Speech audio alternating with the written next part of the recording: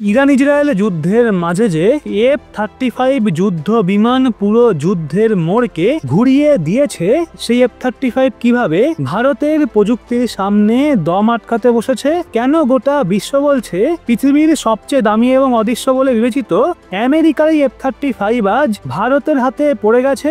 ওই কেরলের এয়ারপোর্টে দাঁড়িয়ে থাকা F-35 ফাইটার জেটের ভেতরে এমন কি গোপন রহস্য লুকিয়ে আছে যা রক্ষা করতে ব্রিটেন যে কোনো সীমা পেরোতে প্রস্তুত। কেন ব্রিটেন তাদের 10,000 কোটি টাকার যুদ্ধবিমানকে বৃষ্টি আর রোদে পোস্ত দিচ্ছে, অথচ ওই জেটকে রক্ষা করতে ভারতের দেওয়া সাময়িক ছাউনির প্রস্তাবেও কাঁপছে। ব্রিটেন কি ভয় পাচ্ছে যে ভারত ওদের ফাইটার জেট খোলা থেকে শুরু করে তার প্রতিটা যন্ত্রাংশ বিশ্লেষণ করে পুরো পোস্টমর্টম করে ফেলবে? আসলে কেন ব্রিটেন ভারতকে ভয় পাচ্ছে? ভারত কি একটা মহাকবচ তৈরি করেছে যা আমেরিকা এবং ব্রিটেনের সবচেয়ে বড় প্রযুক্তির গর্ব? F-35 এর স্টেলথ ক্ষমতাকে সবার সামনে একেবারে নগ্ন করে দিয়েছে। এই ঘটনাটা কি ভারতের পঞ্চম আর ষষ্ঠ প্রজন্মের যুদ্ধবিমান প্রকল্প অ্যামকার জন্য একটা গোপন আশীর্বাদ হতে চলেছে? কেরলের বর্ষার বৃষ্টি আর বজ্রপাতের মাঝে তিরুবনন্তপুরম এয়ারপোর্টের একটা কোণে দাঁড়িয়ে আছে পৃথিবীর সবচেয়ে উন্নত, সবচেয়ে ভয়ঙ্কর, সবচেয়ে দামি যুদ্ধ বিমানগুলোর একটি, ব্রিটিশ রয়্যাল নেভির F-35B লাইটনিং 2, যেটা এখন একেবারে পরিত্যক্ত অবস্থায় পড়ে আছে। এটা কোনো সাধারণ বিমান নয়, এটা সেই যুদ্ধ বিমান যার সম্পর্কে বলা হয় শত্রুর রাডারে ধরা একে অসম্ভব। এটা একটা ছোট পাখির মতোই দেখায়। এটাই সেই প্রযুক্তি যার ওপর আমেরিকা এবং ব্রিটেন সবচেয়ে বেশি গর্ব করে। কিন্তু 14ই জুন 2025 থেকে এই বিমানটা দাঁড়িয়ে আছে ভারতের মাটিতে। এই কাহিনী কেবল একটা বিমান নষ্ট হওয়ার নয়, বরং এটা হলো একটা পুরনো সাম্রাজ্যের ভয় আর এক নতুন শক্তির উত্থান। আর সেই প্রযুক্তির যেটা সমস্ত সমীকরণকে একেবারে পাল্টে দিয়েছে। এই কাহিনী আরো এক্সাইটিং হয়ে ওঠে যখন জানা যায় যে F-35 কে অদৃশ্য বলে মনে করা হতো, আর তাকে ভারতের নিজস্ব এয়ার ডিফেন্স সিস্টেম IACCS আকাশেই ধরেছে এবং তার পুরো পরিচয় বিশ্বের সামনে ফাঁস করে দিয়েছে। এই একটাই ঘটনা লন্ডন থেকে ওয়াশিংটন পর্যন্ত তোলপাড় করে দিয়েছে। আর এখন যখন এই বিমানটা ভারতের মাটিতে দাঁড়িয়ে আছে, তখন ব্রিটেন একটা অদ্ভুত আতঙ্কে বাস করছে, একটা ভয় যা তাকে ভারতের সাহায্য নিতে বাধা দিচ্ছে। আমরা আপনাকে এই বিস্ফোরক খবরের পুরো কাহিনী বলবো, সেই জন্য ভিডিওর শেষ পর্যন্ত অবশ্যই থাকুন এবং এই বিষয়ে আপনার ব্যক্তিগত মতামত অবশ্যই শেষে কমেন্টে ব্যক্ত করুন। চলুন তাহলে এবার ধাপে ধাপে উন্মোচন করি এই পুরো কাহিনীটা আর জানি সেই ভয়টা কি যেটা আজ বিশ্বশক্তি হওয়ার দাবি করা ব্রিটেনকে ভেতরে ভেতরে গিলে খাচ্ছে। এই কাহিনী কেবল একটা ফাইটার জেটের নয়, বরং দুই দেশের বদলানো মর্যাদার কাহিনী। একদিকে আছে ব্রিটেন, একটা প্রাচীন সাম্রাজ্য যার সূর্য এখন অস্ত যাচ্ছে, আর অন্য দিকে আছে ভারত, একটা উদীয়মান সূর্য যার আলোয় গোটা দুনিয়া ঝলসে যাচ্ছে। এই কাহিনীটা বোঝার জন্য আমাদের দুটো জায়গার ঘটনাকে একসঙ্গে দেখতে হবে। প্রথম ঘটনা কেরলের তিরুবনন্তপুরমে ঘটছে, দ্বিতীয় ঘটনা ঘটেছে হাজার হাজার মাইল দূরে ব্রিটেনের সুরক্ষিত বলে বিবেচিত এয়ারবেস RAF ব্রাইজ নর্টনে। এই দুই ঘটনার মধ্যে রয়েছে একটা গভীর সংযোগ, একটা এমন সংযোগ যা ব্রিটেনের অসহায়তা এবং ভারতের বাড়তে থাকা শক্তিকে চিৎকার করে প্রকাশ করছে। আগে ঘটনা বলি ব্রিটেনের। 20শে জুন 2025 এমন একটা ঘটনা ঘটলো যা ব্রিটিশ গভর্নমেন্ট এবং সেনাবাহিনীকে বিশ্ব জুড়ে বিশাল লজ্জায় ফেলে দিল। ফিলিস্তিন অ্যাকশন নামে একটা গোষ্ঠীর কিছু বিক্ষোভকারী সহজেই ব্রিটেনের সবচেয়ে গুরুত্বপূর্ণ RAF বেস ব্রাইজ নর্টনের ভেতরে ঢুকে পড়ে। এটা কোনো ছোটখাটো বেস নয়, এটা হলো ব্রিটেনের সামরিক শক্তির প্রতীক। এখান থেকেই মধ্যপ্রাচ্যে ব্রিটিশ বাহিনীর জন্য সাপ্লাই এবং জ্বালানি পাঠানো হয়। বিক্ষোভকারীরা শুধু ভেতরেই ঢোকেনি, বরং তারা সেখানে দাঁড়িয়ে থাকা দুটো সামরিক বিমানে লাল রং ছড়িয়ে দিয়েছে এবং স্লোগান দিতে দিতে ভিডিও রেকর্ড করেছে।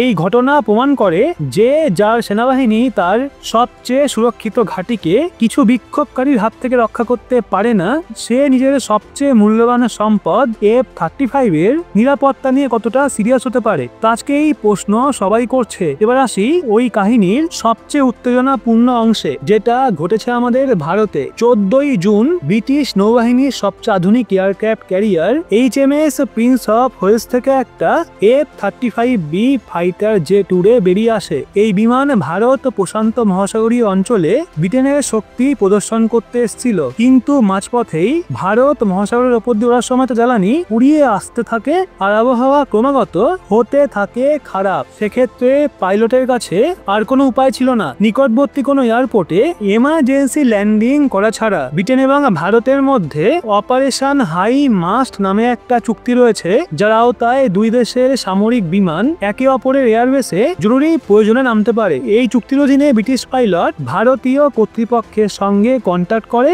আর এখান থেকেই শুরু হয় প্রযুক্তি এবং আত্মবিশ্বাসের আসল খেলা।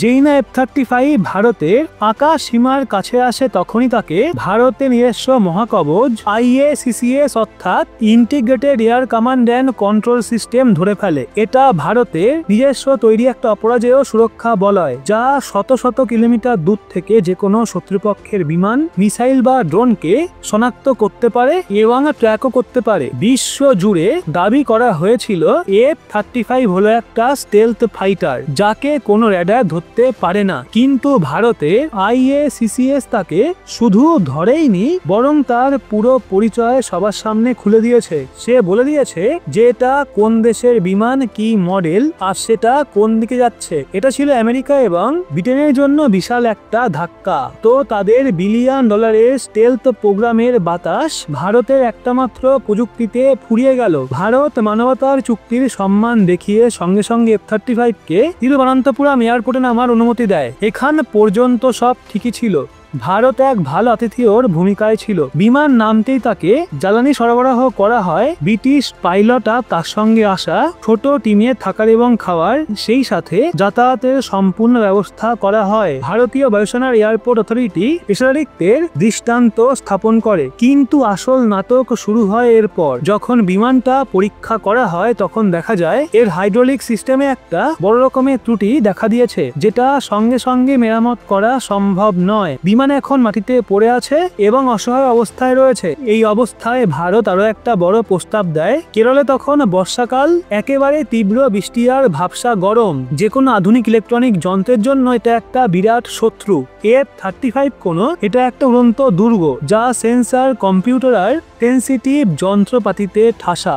ভারতীয় বায়ুসেনা ব্রিটিশ টিমকে বলে, আপনার এই মূল্যবান বিমানটাকে আমাদের সুরক্ষিত হ্যাঙ্গারে রাখুন, যেখানে এটা সব রকম আবহাওয়া থেকে সুরক্ষিত থাকবে। ভারত আরো বলে, যদি আমাদের হ্যাঙ্গার ব্যবহার না করতে চান, তাহলে আমরা আপনাদের জন্য একটা অস্থায়ী সেট বা কভার বানিয়ে দেব, যাতে এটা রোদ বৃষ্টির হাত থেকে বাঁচতে পারে। পৃথিবীর যে কোনো দেশ এমন সাহায্য পেয়ে কৃতজ্ঞ হতো। কিন্তু ব্রিটেন যে উত্তর দেয় তা সবাইকে চমকে দেয়। ব্রিটেন ভারতের এই প্রস্তাবকে প্রত্যাখ্যান করে, কারণ জানানো হয় গোপন সামরিক প্রযুক্তির কথা। ব্রিটেন বলে যে F-35 এর ভেতরের প্রযুক্তি ভীষণ গোপন, তাই তারা এটাকে অন্য কোনো দেশের হ্যাঙ্গারে রাখতে পারবে না। এই উত্তরই ব্রিটেনের ভয়কে সবার সামনে সবচেয়ে বড় প্রমাণ করে দেয়। এখন প্রশ্ন হচ্ছে, আসলে ব্রিটেন কিসের ভয় পাচ্ছে? তারা কি নিজেদের সহযোগী দেশ ভারতকেই বিশ্বাস করতে পারছে না, নাকি ভয়টা আরো গভীরে লুকানো আছে? তো এই প্রশ্নের উত্তর লুকিয়ে আছে সেই IACCS এর ঘটনার মধ্যেই। যেই দেশের প্রতিরক্ষা ব্যবস্থা বিশ্বের সবচেয়ে উন্নত স্টেলথ ফাইটারকে আকাশে আইডেন্টিফাই করতে পারে, সেই দেশের প্রযুক্তিগত দক্ষতা আজ গোটা দুনিয়া স্বীকার করে নিচ্ছে। ব্রিটেনকে এই ভয় গ্রাস করছে যে যদি F-35 ভারতীয় হ্যাঙ্গারে থাকে, তো তাহলে ভারতের ইঞ্জিনিয়ার এবং বিজ্ঞানীরা সেটার প্রযুক্তি বোঝার চেষ্টা করতে পারে। সেই জন্য তারা ভয় পাচ্ছে ভারত যেন এই বিমানের রিভার্স ইঞ্জিনিয়ারিং না করে বসে। রিভার্স ইঞ্জিনিয়ারিং মানে হলো, ধরুন কোনো যন্ত্র বা মেশিনকে খুলে দেখে বোঝা যে কিভাবে সেটা কাজ করে, এবং তারপর হয়তো অনুরূপ নয়তো আরো ভালো কিছু নিজেরাই বানিয়ে ফেলা। তো ব্রিটেন এই আতঙ্কে ভুগছে যে স্টেলথ প্রযুক্তি বানাতে তারা আমেরিকার সঙ্গে মিলে শত শত কোটি ডলার আর বহু বছর খরচ করেছে, তার গোপন রহস্য ভারত জেনে ফেলবে। এই ভয়টা অমূলক নয়। আজ ভারত প্রযুক্তির দিক থেকে, বিশেষ করে প্রতিরক্ষা ইলেকট্রনিক্স, সফটওয়্যার, সেন্সার প্রযুক্তিতে বিশ্বের অন্যতম অগ্রগামী দেশ। ভারতের নিজস্ব পঞ্চম প্রজন্মের যুদ্ধবিমান প্রকল্প AMCAও এগোচ্ছে দ্রুত গতিতে। তেমন অবস্থায় F-35 এর যে কোনো প্রযুক্তিগত ক্লু ভারতের কাছে একটা বিশাল সম্ভাবনার খনি হতে পারে। ব্রিটেনের হাল আজ যেন ওই চোরের দড়িতে তিনকার মতো, যে তারা ভারতের সাহায্য চায়, আবার ভারতের যোগ্যতা এবং প্রযুক্তিগত ক্ষমতা নিয়েও আতঙ্কে ভোগে। আতঙ্কের ফল কি হলো? ফল হলো কোটি কোটি ডলারের F-35 ফাইটার জেটটা তিরুবনন্তপুরম এয়ারপোর্টে খোলা আকাশের নিচে টারম্যাকে পড়ে আছে, আর তার উপর কখনো কেরলের প্রচন্ড বর্ষার বৃষ্টি, আবার কখনো রৌদ্রের প্রখর তাপ। ব্রিটিশ পাইলট আর গ্রাউন্ড ক্রুর কিছু সদস্য একেবারে ছাতা হাতে 24 ঘন্টা তার পাহারায় বসে আছে। এই দৃশ্য একেবারে হাস্যকর।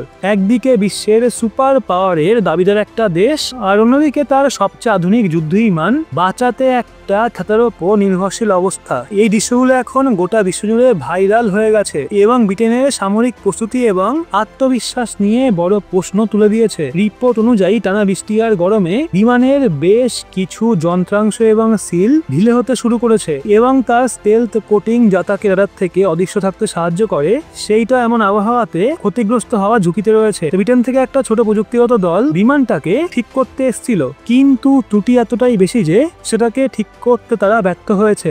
এখন খবর এসছে প্রায় 30 জন এক্সপার্টের একটা বড় দল বিশেষ যন্ত্রপাতি নিয়ে ব্রিটেন থেকে ভারতের উদ্দেশ্যে এসেছে। যদি এই দল বিমানটা মেরামত করতে না পারে তাহলে একমাত্র বিকল্প হবে বিশাল একটা পরিবহন বিমান, যেমন C-17 গ্লোবমাস্টার বা অ্যান্টনভ AN-124 এর সাহায্যে F-35 কে এয়ারলিফট করে ব্রিটেনে ফেরত নিয়ে যাওয়া। তো এটা ব্রিটেনের জন্য শুধু এক বিশাল ব্যয়বহুল অভিযানই হবে না, বরং গোটা দুনিয়ার সামনে তাদের সামরিক মানমর্যাদার একটা কঠিন অপমানও হবে। এই সম্পূর্ণ ঘটনাটা ভারতের জন্য বিশাল এক সুযোগের মতো। এটা গোটা বিশ্বকে দেখিয়ে দিয়েছে ভারত আর সেই দেশ নয় যে প্রযুক্তির জন্য পশ্চিমা বিশ্বের ওপর নির্ভর করে থাকতো। সেই ভারতের আজ নিজস্ব প্রযুক্তি আছে, আত্মবিশ্বাস আছে এবং নিজের সত্ত্ব আছে। যে IACCS F-35 এর গর্ব ভেঙে দিয়েছে সেটা সম্পূর্ণভাবে মেক ইন ইন্ডিয়া আর আত্মনির্ভর ভারতের প্রতীক। এটা প্রমাণ করে ভারতের প্রতিরক্ষা প্রস্তুতি এখন কি পর্যায়ে পৌঁছে গেছে। বর্তমানে যখন চীন এবং পাকিস্তান দুই সীমান্তেই নতুন নতুন চ্যালেঞ্জেস তৈরি হবে, তখন ভারতের এই প্রযুক্তিগত অগ্রগতি একটা বিশাল কৌশলগত সুবিধা দেবে। তো F-35 নিয়ে ঘটনা চীনের জন্য একটা বিশাল বড় শিক্ষা। এই চীন তার J-20 এবং J-31 স্টেলথ ফাইটার জেট নিয়ে ভীষণ গর্ব করে, আর তারা ভাবে তাদের স্টেলথ প্রযুক্তি ভারতকে টেক্কা দেওয়ার জন্য তাদের প্রধান হাতিয়ার। কিন্তু যদি ভারত আমেরিকান, ব্রিটিশ F-35 কে র্যাডারে ধরতে পারে, তাহলে ওই চীনের J-20 বা J-31 সেটা এখন রীতিমতো দলের মতো পরিষ্কার। তো বন্ধুরা, এই সম্পূর্ণ বিষয়ে আপনার কি মতামত? আপনার কি মনে হয় ভারতীয় প্রযুক্তি কি ফেল করে দেবে চীনের স্টেলথ প্রযুক্তিকেও? যদি উত্তর হ্যাঁ হয়, তাহলে অবশ্যই কমেন্টে জয় হিন্দ লিখে ভিডিওটা লাইক করবেন, শেয়ার করবেন আপনার বন্ধু বান্ধবদের, এবং সেই সাথে এরকমই লেটেস্ট ইনফরমেটিভ ভিডিও পেতে সাবস্ক্রাইব করে চোখ রাখবেন রহস্য বাংলার পর্দায়।